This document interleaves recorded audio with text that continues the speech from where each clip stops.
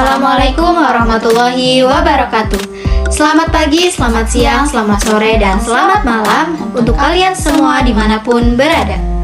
Mentari muncul di balik awan, Cakep. daun semilir bergoyang-goyang. Apaan tuh? Aku menyapa dengan senyuman. Boleh. Happy weekend ya sayang. Bisa sih paling bucin. Ngomong-ngomong soal weekend nih, kebetulan weekend kemarin kita berdua habis liburan nih teman-teman. Kemana kita? Betul banget.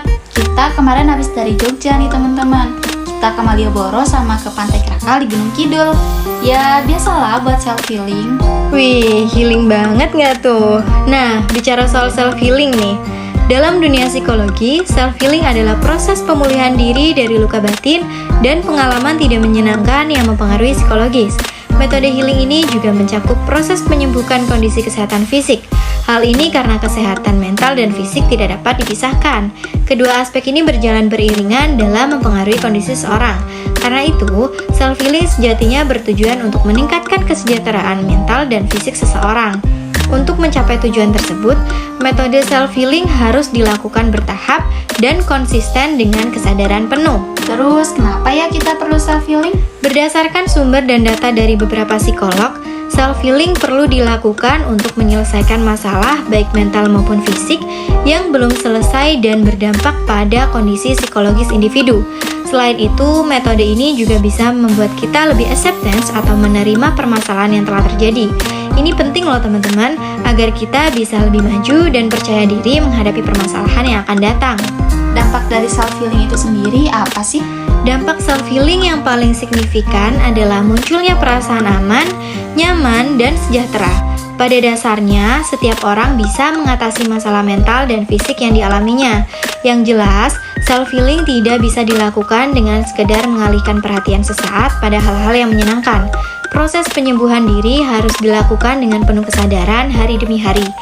Dampak positif ini akan terasa ketika individu mampu mengenal kelemahan dan kekuatan dirinya, menerima kegagalan di masa lalu, dan berpikir positif menghadapi masa depan.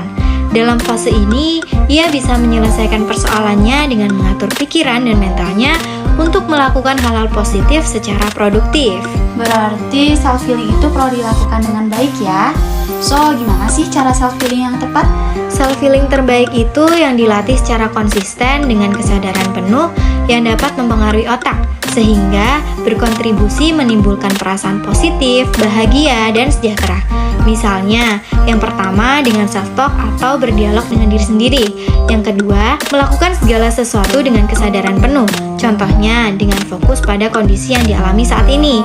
Yang ketiga, berbelas kasih kepada diri sendiri dengan tidak menyalahkan dan membenci diri sendiri.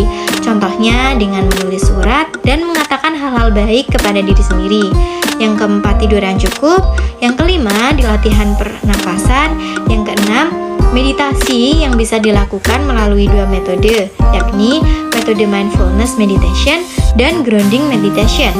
Dan yang ketujuh, buat yang ambisius dan suka menulis nih, bisa self-healing dengan menulis jurnal ya teman-teman. Karena journaling ini tujuannya untuk meningkatkan self-awareness dalam diri kita. Dan yang terakhir, untuk yang suka makan, bisa menjalani pola makan sehat untuk menyembuhkan kondisi kesehatan fisik. Wah, ternyata sebenarnya self healing itu nggak rumit ya teman-teman. Tapi di sisi lain, menjalani self-healing secara fokus dan disiplin juga belum tentu dapat membuat seseorang sanggup mengatasi persoalan sepenuhnya. Artinya, jika metode penyembuhan diri tadi tidak cukup membantu, individu membutuhkan bantuan profesional seperti psikolog. Semakin dini bantuan untuk mengatasi persoalan psikologis diperoleh, akan semakin mudah prosesnya untuk melewati masalah tersebut. Setuju banget. Ngomong-ngomong nih, kapan sih kita harus ke psikolog? Berdasarkan data, seseorang harus ke psikolog ketika mengalami beberapa tanda seperti berikut ini. Yang pertama, merasakan sedih dan marah secara berlarut dan tidak terkendali. Yang kedua, mengalami trauma dan tidak bisa berhenti memikirkannya. Kemudian yang ketiga, sering sakit kepala dan nyeri perut yang tidak dapat dijelaskan. Kemudian yang keempat, menggunakan obat-obatan ataupun jenis substansi lainnya untuk meredakan gangguan psikologis. Yang kelima, sulit berkonsentrasi dalam bekerja dan keseharian. Yang keenam, stres berat karena masalah di tempat kerja. Yang ketujuh, tidak bisa lagi menikmati hobi atau aktivitas yang disenangi. Kemudian yang terakhir yaitu memiliki hubungan buruk dengan keluarga, kekasih, ataupun teman terdekat. Wah, menarik sekali ya informasi yang kita dapetin kali ini. Kesimpulannya nih, berdasarkan pemaparan informasi mengenai self-healing tadi, apakah liburan merupakan salah satu tindakan self-healing ya? Liburan tentu bisa saja menjadi tindakan self-healing. Kalau misalkan aktivitas yang dilakukannya selama liburan tersebut memang membantu yang bersangkutan untuk memulihkan dirinya dari kelelahan fisik maupun mental yang mungkin sedang dialami. Kayak yang kita lakuin kemarin guys.